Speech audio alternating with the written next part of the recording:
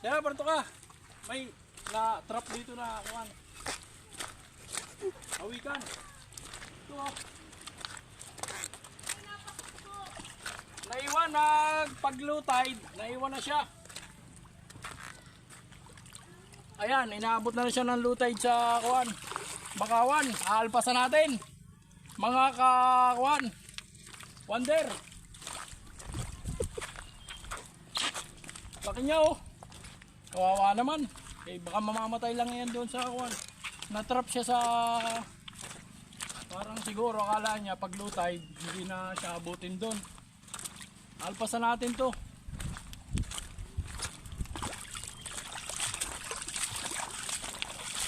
Kawawa naman.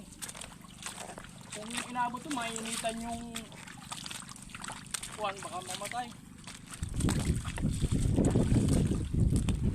Ang bigat.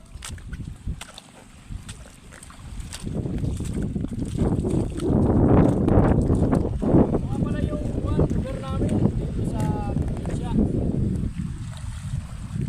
Teko, tayo na namamalok. Alpasan natin kasi kawawa naman. Natrap siya dun sa Bakawan. Siguro hinahabol yung mga maliliit na isda. May naglutay, nagbag siya. Yun, natrap na siya. Dito alpasan natin oh. Oh, mabuhay ka at magparami. God bless.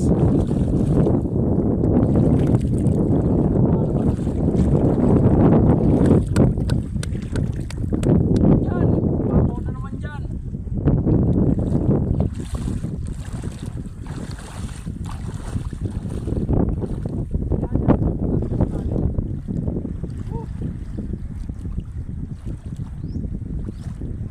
Sarap po yun. Malaya na siya. Alibang agad, nakakita ng maraming isda. Sulit kumain. Ang tao pala nun.